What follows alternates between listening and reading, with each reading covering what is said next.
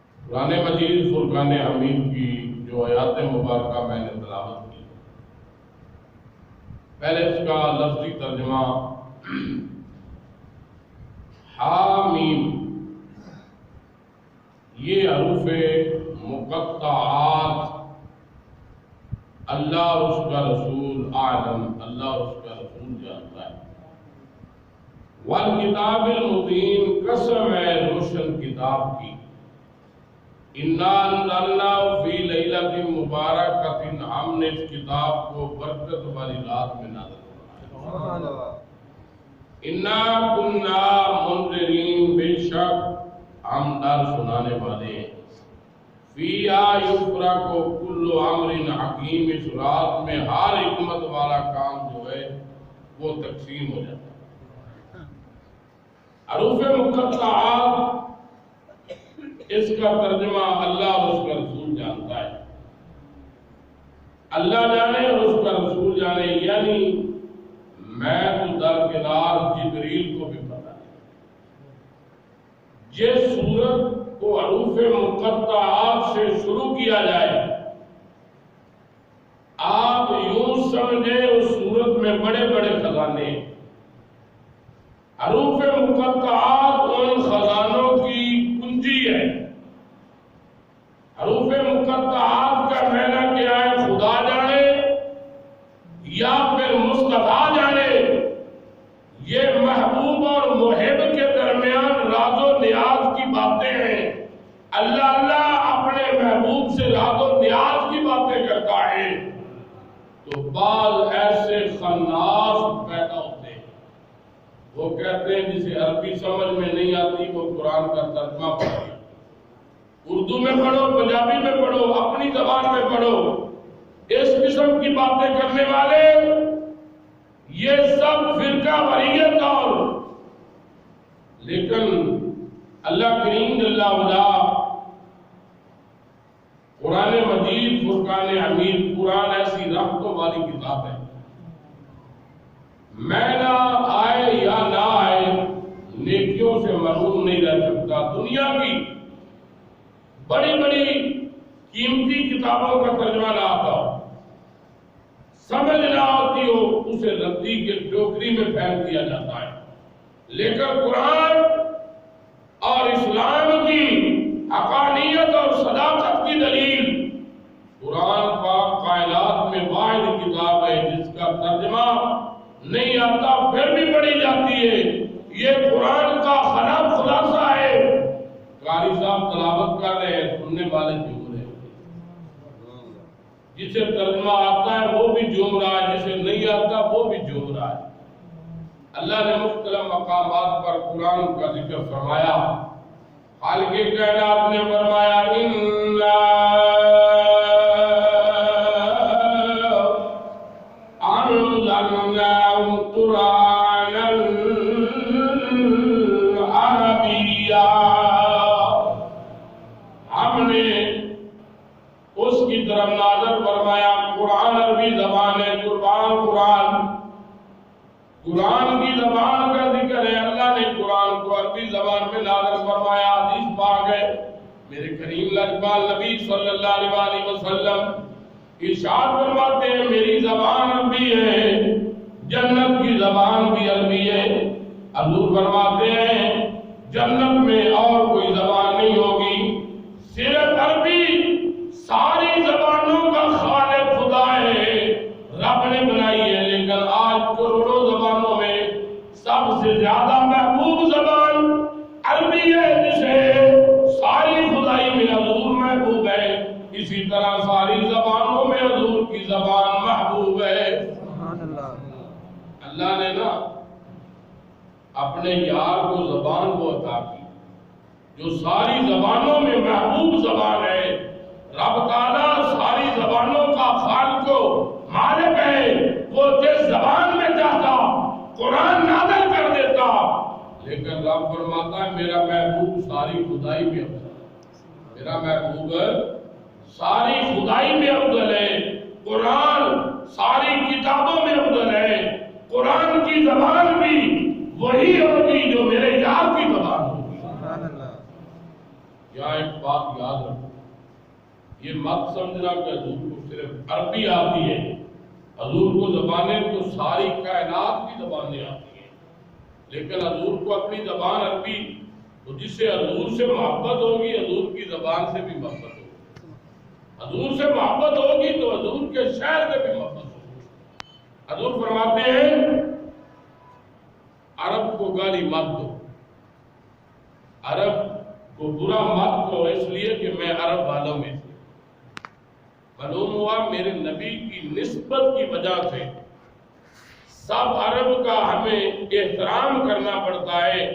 حضور سے محبت ہوگی تو مدینے کے کتے سے بھی پیار ہوگا، اور کسی عاشق نے امام احمد رضا خان فاضل بریلوی رحمت اللہ علیہ پوچھا رضا کسی شب طیبہ کے پاؤں بھی چومے؟ تو مولانا عبد الرحمن جامی رحمت اللہ علیہ وہ فرماتے سغت را کاش جامی نام ببت اے کاش مدینے کے کتے کا نام جامی ہوتا، کاش مدینے کے کتے کا نام جامی ہوتا۔ اور کرو یہ سب عشق و محبت کی نشانی ہے۔ اور مولانا روم رحمت اللہ علیہ فرماتے ہیں جنگل میں کوئی آدمی گیا، جنگل میں کوئی آدمی گیا، اس نے دیکھا کہ مجنون نے ریت کے پورے میدان میں تختی بنایا ہوا ہے، اپنی انگلی کا قلم بنایا ہے، پورے میدان میں ریت پہ لکھ رہا ہے کہ لیلا لیلا لیلا۔ اس آدمی نے مجنون کو کہا یہ کیا ہو رہا ہے، کیا کر رہا ہے؟ تو مولانا روم فرماتے ہیں کہ گفت مجنون مشک نام لے میں کنم، مجنون نے اس آدمی کو کہا میں لیلا کے نام کی مشق کر رہا ہوں، جب میں لیلا کا نام لیتا ہوں نا تو میرے دل کو تسلی ہو جاتی ہے، مجھے سکون مل جاتا ہے۔ آج بے ادب گستاخ کہتے ہیں تم ہر وقت یا رسول اللہ کہتے ہو، ہمارا جواب وہی یہ جواب ہے جو مجنون نے دیا۔ مجنون کو لیلا سے محبت ہے، لیلا لیلا لکھتا ہے، ہمیں مدینے والے سے محبت ہے، ہم یا رسول اللہ کہتے ہیں۔ سبحان اللہ، یا رسول اللہ، جب بھی ہم پکارتے ہیں یا رسول اللہ تو کہتے ہیں ہمیں تسلی ہو جاتی ہے، ہمیں بھی سکون مل جاتا ہے جب یار محمد کا نام لیتے ہیں۔ جس سے محبت ہوتی ہے کہ اس کے نام سے بھی محبت ہوتی ہے، جس سے محبت ہوتی ہے اس کے نام سے بھی محبت ہوتی ہے۔ قرآن کی زبان عربی ہے، میرے نبی کی زبان عربی ہے، جنت کی زبان عربی ہے، تو جس ملک میں جانا اس کی ملک کی زبان سے باخبر ہونا چاہیے، کچھ نہ کچھ سدھ بدھ ہونی چاہیے۔ جنت کی زبان عربی ہے، اگر جنت میں جانے کی صلاح ہے تو پھر عربی سے محبت کرنی پڑے گی۔ جو کہتے ہیں ہمیں عربی سمجھ میں نہیں آتی، قرآن کا اردو میں ترجمہ پڑھ لیا کرو، ان بے وقوفوں کو کوشش کرنی چاہیے جب ہم عربی زبان میں قرآن پڑھتے ہیں یوں سمجھو کہ جنت کی بولی بول رہے ہیں، جنت کی بولی بول رہے ہیں۔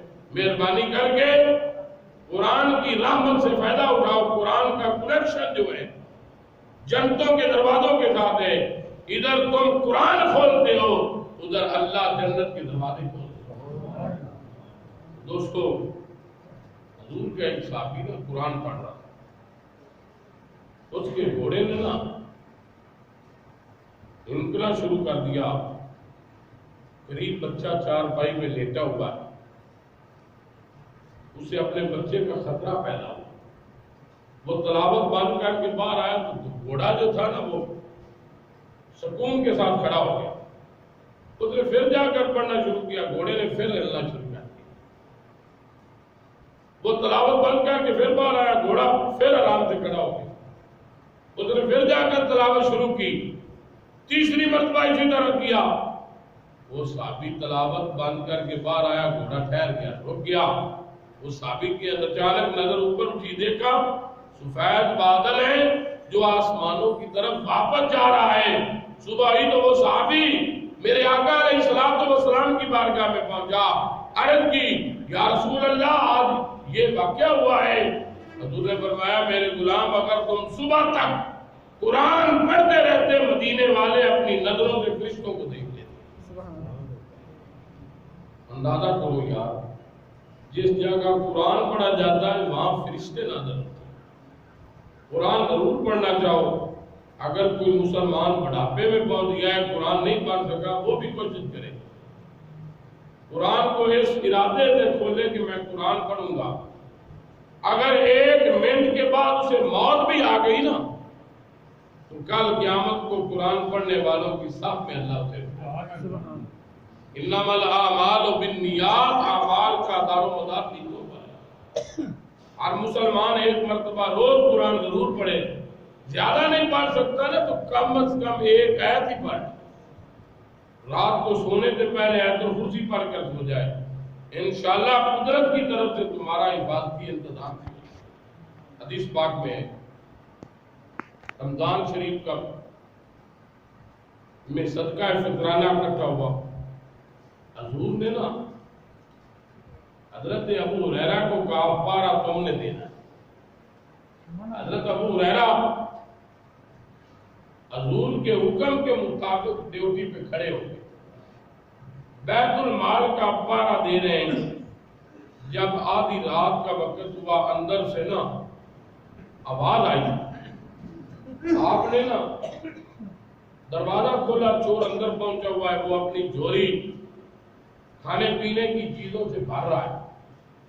حضرت ابو ہریرہ نے پکڑ لیا اس چور نے اپنی اور اپنی بیوی بچوں کی بھوک اور پیاس کا واسطہ دیا. میں بڑا غریب ہوں، بڑا محتاج ہوں، مجھ پہ رحم کر، زندہ نہیں آؤں گا.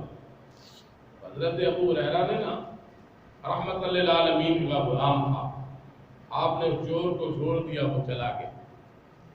حضرت ابو ہریرہ صبح حضور کی بارگاہ میں حاضر ہوئے. حضور فرماتے ہیں ابو ہریرہ عرض کی حضور لبیک.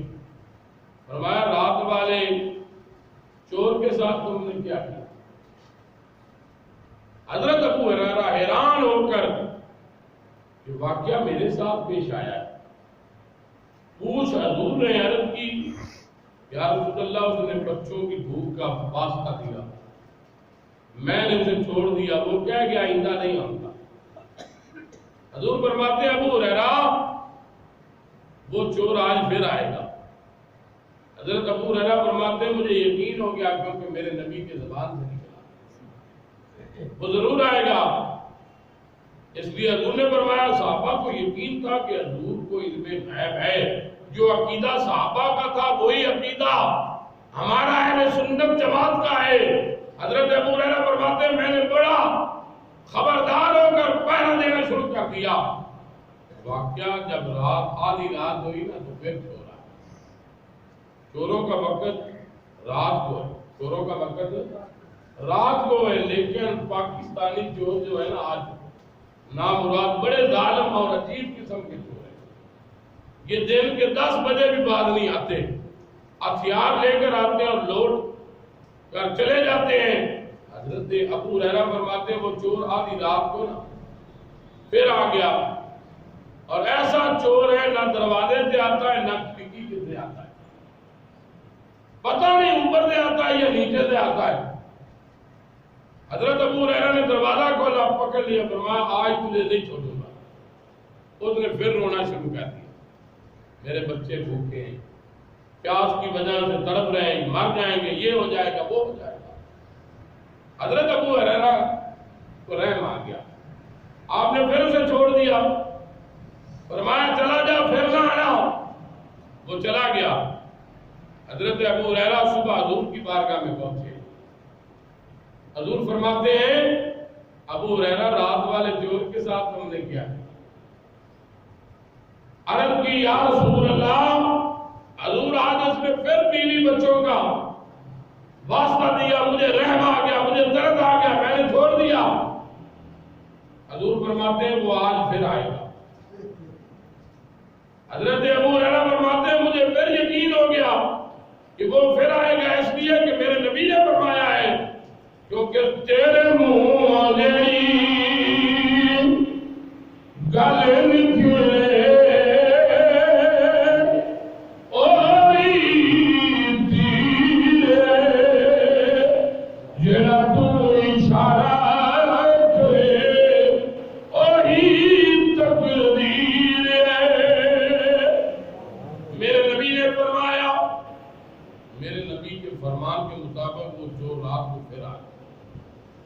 حضرت ابو ہریرہ نے پھر پکڑ لیا، اس نے پھر اپنی غربت کا واسطہ رو رہا ہے کہ میں تباہ ہو جاؤں گا، میرا کھانا خراب ہو جائے گا، میرے بچوں کا کیا بنے گا.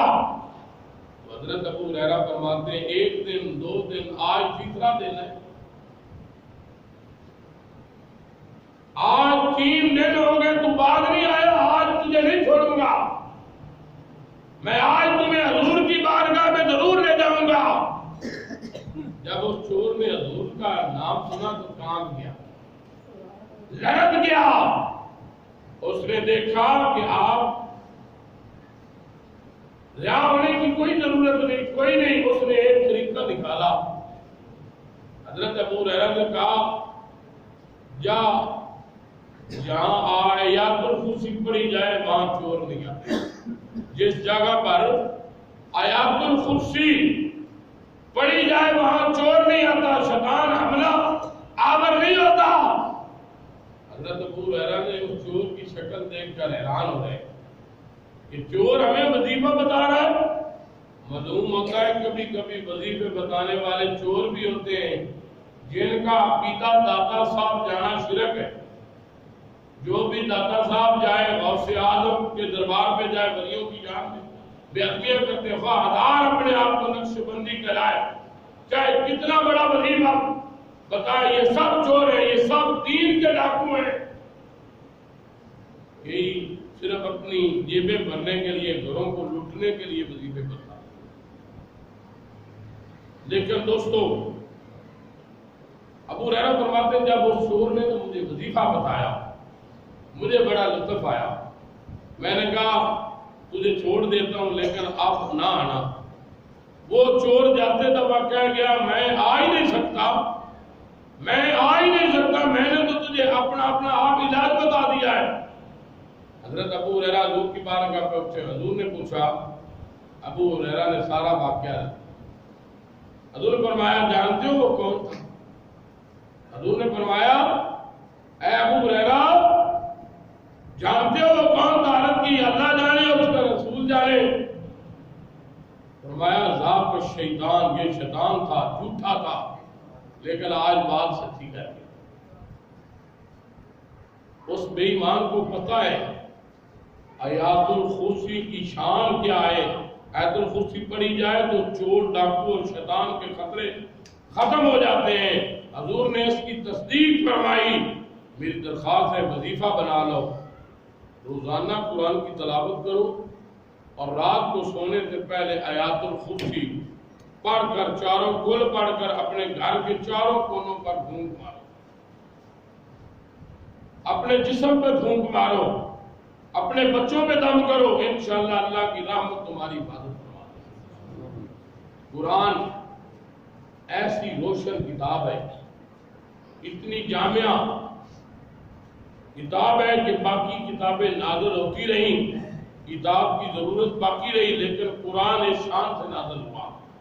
اب قیامت تک کسی کتاب کی ضرورت باقی نہیں، سب کچھ قرآن میں ہے۔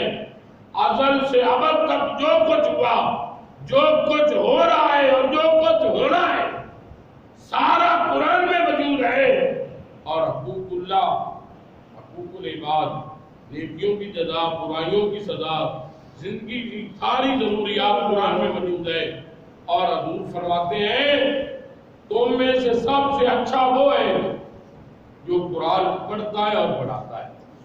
تم میں سے اچھا وہ ہے جو قرآن پڑھاتا ہے، پڑھتا ہے۔ قرآن پڑھے تو حافظ بنتا ہے، قاری بنتا ہے، قرآن کو سمجھے تو عالم بنتا ہے، قرآن پہ عمل کرنے والا ولی بن جاتا ہے۔ کتاب ایک ہے، درجات بے شمار ہیں۔ رب فرمایا اِنَّا أَنزَلْنَاهُ فِي لَيْلَةٍ مُبَارَكَةٍ، ہم نے اس روشن کتاب کو برکت والی رات میں نازل کیا۔ ہم نے، اب غور کرو، جس رات میں قرآن اترا وہ برکتوں والی رات ہے۔ تو جس رات میں قرآن والا آیا، جس رات کو قرآن والا آیا، اس رات کی شان اور مرتبہ کیا ہے؟ یہ جتنے بے ادب گستاخ ہیں یہ قرآن کے نزول کو، رات کو تو مانتے ہیں، میرے نبی کی تشریف آوری کی رات کو نہیں مانتے۔ ہم قرآن کے نزول کی ہزاروں راتیں، لیلۃ القدر اور لیلۃ البرکات، اپنے آقا کے میلاد کے ایک ایک لمحے پر قربان کر دیں۔ حضور تشریف نہ لاتے تو نہ ہمیں شب برات ملتی، حضور نہ آتے تو نہ ہمیں لیلۃ القدر کی رات نصیب ہوتی۔ سب کچھ ملا ہے تو سب محبوب کے صدقے ہمیں اللہ نے عطا۔ میں عرض کر رہا تھا، رب فرماتا ہے ہم نے اس روشن کتاب کو رات، برکتوں والی رات میں نازل فرمایا۔ دوسری جگہ رب ارشاد فرماتا ہے انا انزلناہ فی لیلۃ مبارکۃ، ہم نے اس قدر والی رات میں نازل فرمایا۔ تو مفسرین فرماتے ہیں لیلۃ مبارکۃ سے مراد شعبان کی 15ویں رات ہے، لیلۃ القدر سے مراد رمضان شریف کی 27 رات۔ ان دونوں راتوں میں قرآن نازل ہوا، لیکن نزول قرآن میں فرق ہے۔ وہ انداز ہے قرآن نازل ہوا، سب سے پہلے قرآن لوح محفوظ پہ لکھا گیا، سارے کا سارا قرآن لوح محفوظ میں محفوظ تھا، اور شب برات کی رات اللہ نے سارے قرآن کو لوح محفوظ سے آسمان دنیا پر نازل فرمایا۔ اور جب جبریل آسمانوں سے قرآن کی آیت نہ اقرا کو لے کر غار حرا میں میرے نبی کی بارگاہ میں پہلی مرتبہ حاضر ہوئی تھی، تو وہ رات نا رمضان شریف کی لیلۃ القدر کی رات تھی۔ حضرت جبریل حضور پر وقتاً فوقتاً اللہ کے حکم کے مطابق قرآن کی آیات اور سورتیں لے کر نازل ہوتے رہے۔ تقریباً 23 سال میں قرآن کا نزول مکمل ہوا۔ جب لوح محفوظ سے آسمانوں پر قرآن نازل ہوا تو شب برات کی رات تھی، اور جب جبریل پہلی مرتبہ آیت لے کر میرے نبی کی بارگاہ میں حاضر ہوا لیلۃ القدر کی رات تھی۔ ان دونوں راتوں کا تعلق قرآن کے نزول کے ساتھ ہے۔ اللہ نے قرآن کے نزول کے لیے راتوں کو منتخب کیا۔ جب قرآن کی ابتدا تھی تو رات تھی، کیا مطلب؟ اندھیرا ہی اندھیرا، ہر طرف چور، قاتل، ڈاکو ہی ڈاکو، اور بڑا خطرناک اور غریب قسم کا معاشرہ تھا، ہر طرف اندھیرا ہی اندھیرا۔ جب قرآن مکمل ہوا تو اللہ نے فرمایا الیوم اکملت لکم دینکم واتممت علیکم نعمتی ورضیت لکم الاسلام دینا۔ آج کے دن میں نے تمہارے لیے دین کو مکمل کر دیا، تم پر اپنی نعمتوں کو تمام کر دیا، اور تمہیں اسلام دے کر میں تم پہ راضی ہو گیا۔ اور کرو، قرآن شریف ہوا تو رات تھی، جب قرآن مکمل ہوا تو دن تھا۔ قرآن کے نزول سے پہلے ہر طرف اندھیرا ہی اندھیرا، قرآن نازل ہوا ہر طرف روشنی روشنی۔ اللہ نے فرمایا انا کنا منذرین، ہم ڈر سنانے والے۔ آدمی دو طریقوں سے سبق حاصل کرتا ہے، یا تو نرمی کی بات کی فائدہ حاصل ہوتا ہے، یا بعض طبیعتیں ایسی ہے کہ نرمی سے نہیں مانتی، سختی سے مانتی۔ رب فرمایا انا کنا منذرین، ہم ڈر سنانے والے۔ گناہ کرو گے، نافرمانی کرو گے تو سزا ملے گی، عذاب ہوگا، فرماداری کرو گے تو جزا ملے گی۔ فیہا یفرق کل امر حکیم، اس رات میں ہر حکمت والا کام جو ہے تقسیم کر دیا۔ شعبان کی 15ویں رات فرشتوں کو اندہ پورے سال کے لیے آرڈر ہو جاتا ہے، اس رات کو پورے سال بھر کی اموات کا رجسٹر ملک الموت حضرت عزرائیل کے سپرد کر دیا، اس پہ نام لکھا جاتا ہے، جگہ لکھی جاتی ہے، موت کا وقت لیا جاتا ہے، فلاں آدمی نے کس وقت کس جگہ مرنا ہے۔ انسان یہاں مقام تعمیر کرنے، شادی نکاح کرنے، دیگر دنیاوی کاروبار میں مشغول ہے، حالانکہ اس کا نام مردوں کی فہرست میں ہوتا ہے۔ سونے والے رب کو سجدہ کر کے سو، سونے والے رب کو سجدہ کر کے سو، کیا خبر اٹھے یا نہ اٹھے صبح۔ اس رات کو رزق کے پیمانے کا رجسٹر حضرت میکائیل کے سپرد کر دیا جاتا ہے۔ حضرت اسرافیل کو سورہ اسرافیل کی ڈیوٹی پر تمام بڑے بڑے برگزیدہ فرشتوں کو اندہ پورے سال کی ڈیوٹیوں سے آگاہ کر دیا جاتا ہے، یعنی جو اندہ سال پورے سال میں ہونا والا ہے وہ سب اس رات کو تقسیم کر دیا جاتا ہے۔ یوں سمجھو کہ شب برات کی رات خدائی بجٹ کی رات، اس رات اللہ تعالیٰ کی رحمتوں اور نعمتوں کی برسات ہوتی ہے۔ یہ رات ہمارے گناہوں کو بخشوانے والی، ہماری ساری ضروریات کو پورا کرنے کے انتظام کرنے والی رات ہے۔ یہ وہ رات عطا خدا نے کی، اس رات کی نشاندہی جو ہے، میرے آقا علیہ السلام نے فرمایا اس رات پر جتنا یقین ہوگا اتنا حضور کے ساتھ تعلق ہوگا۔ حضور فرماتے باقی راتیں وہ جن میں آدھی رات کو رحمت کا ایک دروازہ کھلتا ہے، باقی راتیں وہ جن میں آدھی رات کو رحمت کا ایک دروازہ کھلتا ہے، جس سے ولی غوث قطب عابد زاہد آدھی رات کو جاگتے ہیں، وہ رب کی رحمتوں سے فائدہ اٹھاتے ہیں۔ لیکن شعبان المعظم کی 15ویں رات کی خصوصیت یہ ہے، آدھی رات تک انتظار نہیں کرنا پڑتا۔ میرے حضور فرماتے ہیں شب برات کو شام ہوتے ہی سورج بعد میں غروب ہوتا ہے، رحمت کے 300 دروازے، اللہ 300 دروازے رحمت کے کھول دیتا ہے۔ معلوم ہوا یہ 300 دروازے حضور کے گناہگار امتیوں کے لیے کھلتے ہیں، ولیوں عابدوں زاہدوں کے لیے آدھی رات کو رحمت کا ایک دروازہ کھلتا ہے۔ لیکن اس رات اللہ فرماتا ہے کوئی بخشش مانگنے والا کہ میں اسے بخش دوں، ہے کوئی مغفرت طلب کرنے والا کہ میں اس کی مغفرت کر دوں۔ اللہ اس رات بنی قلب کی بکریوں کے والوں سے بھی زیادہ حضور کی امت کے گناہ معاف فرما دیتا ہے۔ دوستو ادھر رب کی رحمتوں کے دروازے کھلتے ہیں، ادھر رب کی رحمت کے دروازے کھلتے ہیں۔ باقی راتوں میں اللہ فرماتا ہے کوئی پریشان حال کہ اس کی پریشانی دور فرما دو، وہ بے نیاز ہے، چاہے قبول کرے چاہے نہ کرے۔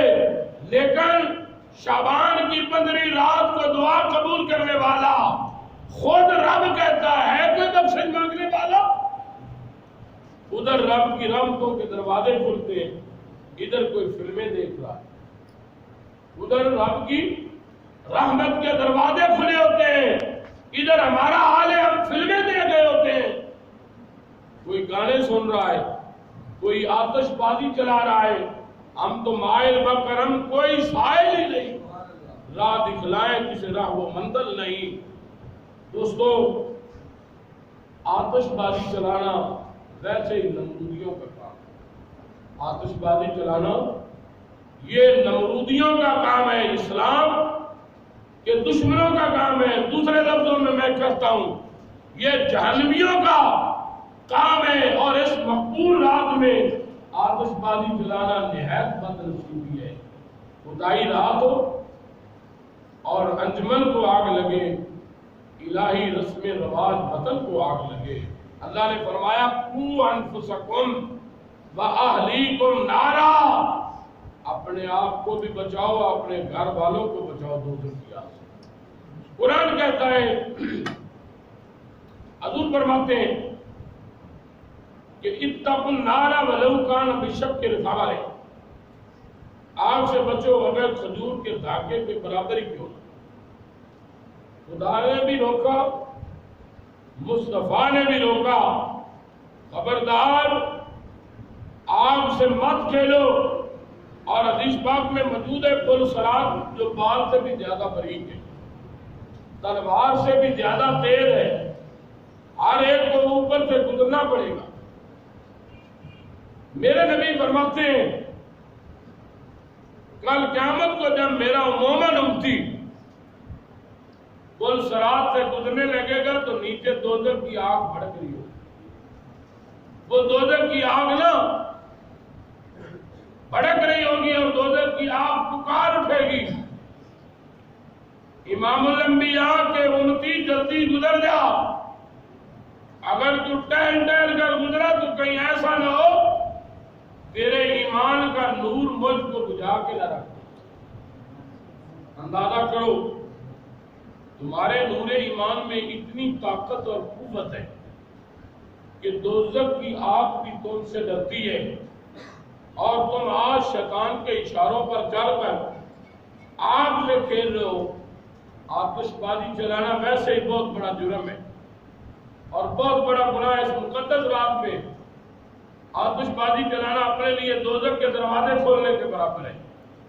سگریٹ پٹاخے آتش بازی اس قسم کی اشیاء پر پیسے خرچ کرنا شرعاً نجائز ہے. وقت خراب ہوتا ہے، پیسہ ضائع ہوتا ہے. قرآن نے فضول خرچی کرنے والوں کو شیطان کا بھائی کہا. ان المبذرین قالوا اخوان الشیطان وقال الشیطان لربہ غفورا. قرآن نے فضول خرچی کرنے والوں کو شیطان کا بھائی کہا اور شیطان کو، مسلمان کو شیطان کا بھائی نہیں بننا چاہیے بلکہ مدینے والے کا غلام بننا چاہیے. یہ رات آتش بازی فلموں والی رات نہیں بلکہ یہ رات اللہ کی عبادت کی رات ہے. اور نزہت المجالس میں مولانا عبد الرحمن صفوری رحمۃ اللہ علیہ فرماتے ہیں کہ حضرت عیسیٰ علیہ السلام ایک مکان سے گزر رہے. آپ نے ایک خوبصورت بڑا سنہری قسم کا بہت بڑا موتی نما پتھر دیکھا. اس خوش نما پتھر کی کرنیں آفتاب کی طرح تھی، ستاروں کی طرح چمک رہے. حضرت عیسیٰ علیہ السلام نے اللہ کی قدرت کا مشاہدہ کیا. اس حسین و جمیل سونے پتھر کو دیکھ کر اللہ کی بارگاہ میں اللہ کے نبی عیسیٰ علیہ السلام نے عرض کی، یا اللہ تیری شان پہ قربان جاؤں، تو نے اس پتھر کو کتنا بڑا حسن عطا کیا کہ نور کی شعائیں چمک رہی ہیں. قدرت کی طرف سے آواز آئی ہے، عیسیٰ کیا ہم اس سے عجیب تجھے اپنی عظمت کا نشان نہ دکھائیں؟ حضرت عیسیٰ علیہ السلام کی پیشانی جھک گئی، وہ پتھر دو ٹکڑے ہو گئے. حضرت عیسیٰ علیہ السلام نے دیکھا اس گنبد نما پتھر کے اندر ایک اللہ کا بندہ گوشہ تنہائی میں اللہ کی عبادت کر رہا ہے، نوافل پڑھ. اور اس کے بعد ایک انگوروں کا گچھا تھا. یہ اس کی غذا ہے. جب اس نے سلام پھیرا نا، حضرت عیسیٰ علیہ السلام نے اس عابد بابا سے پوچھا، اے بابا تو اس پتھر میں بیٹھ کر اللہ کی عبادت کرتے ہوئے کتنا عرصہ ہو گیا ہے؟ تو اس عابد زاہد بابا نے کہا، مجھے تقریباً 400 سال ہو. حضرت عیسیٰ علیہ السلام نے اللہ کی بارگاہ میں عرض کی، یا اللہ اب اس سے زیادہ متقی عابد زاہد کون ہے جو مسلسل 400 سال سے تیری عبادت کر رہا ہے؟ جب حضرت عیسیٰ علیہ السلام نے حیرت کا اظہار کیا تو اللہ کی رحمتوں کا دریا جوش میں آ گیا. فرمایا، عیسیٰ یہ صحیح ہے، یہ میرا بڑا مقبول اور نیک بندہ ہے. واقعی یہ 400 سال سے گوشہ تنہائی میں بڑی محبت کے ساتھ، بڑے پیار کے ساتھ میری رضا کے لیے عبادت کر رہا ہے. لیکن یہ کہنا کہ اس سے بڑا عابد کوئی نہیں ہو سکتا. فرمایا، عیسیٰ تمہارے بعد میرے محبوب کی جلوہ نمائی ہوگی، تیرے بعد میرا آخری زمان نبی آئے. میرے محبوب کی امت ہوگی. ہم نے اپنے یار کے گناہگاروں کو شعبان کی 15ویں رات اس شان سے عطا کی ہے کہ اس رات میرے محبوب کا گناہگار سے گناہگار بندہ کم از کم 2 رکعت نماز نفل پڑھے گا. اس بابا کی 400 سالہ عبادت سے حضور کے امتی کو زیادہ ثواب عطا کرتا. غور کرو رب کی رحمتیں کتنی سستی ہیں. جب عیسیٰ علیہ السلام نے سنا تو آپ نے کہا، یا لیتنی من امت محمد اے کاش میں حضور کا امتی ہوتا. اندازہ کرو وہ کتنی مقدس رات ہے جس رات کی عظمت کو دیکھ کر اللہ کا نبی حضور کی امت میں شامل ہونے کی تمنا کر رہا ہے. بڑی مقدس اور بابرکت والی رات. یہ رات رب کے خزانوں کو لوٹنے والی رات ہے اور میرے نبی کو اپنی امت سے بہت زیادہ پیار ہے. حضور اپنی امت کو مشقت میں نہیں ڈالنا چاہتے, تکلیفوں میں نہیں ڈالنا چاہتے, لیکن یہ رات آب حیات کا وہ چشمہ ہے. اگر اس رات شب بیداری کر لیں, اللہ کا ذکر کر لیں تو ہمیشہ زندگی کامیاب ہو جائے گی. تو دوستو, حضور علیہ السلام نے فرمایا خصوصی دعا اس رات کے لیے سرکار نے فرمایا. حضور فرماتے اس رات اکثر دعا آپ مانگا کرتے تھے, اللہم انکا عفو تحب العفو فاعف عنا یا غفور یا غفور یا غفور. یا اللہ تو معاف فرمانے والا ہے, تو معافی کو پسند کرتا ہے, مجھے معاف فرما دے. امت کو گناہ کرنے آتے ہیں تو میرے نبی کو امت حضور کو معاف کرانے بھی آتے ہیں. حضور کو رب کی شان, رب کی ادا کریمہ کا پتہ ہے. فرمایا میرے امتیوں یہ دعا مانگو, اللہ تمہارے گناہ معاف فرما دے گا. اور وہ دعا ہے اللہم انکا عفو تحب العفو فاعف عنا یا غفور یا غفور یا غفور. جو مانگنے کا طریقہ ہے اس طریقے سے مانگ. در کریم سے بندے کو کیا کیا نہیں ملتا. اللہ ہمیں عمل کرنے کی توفیق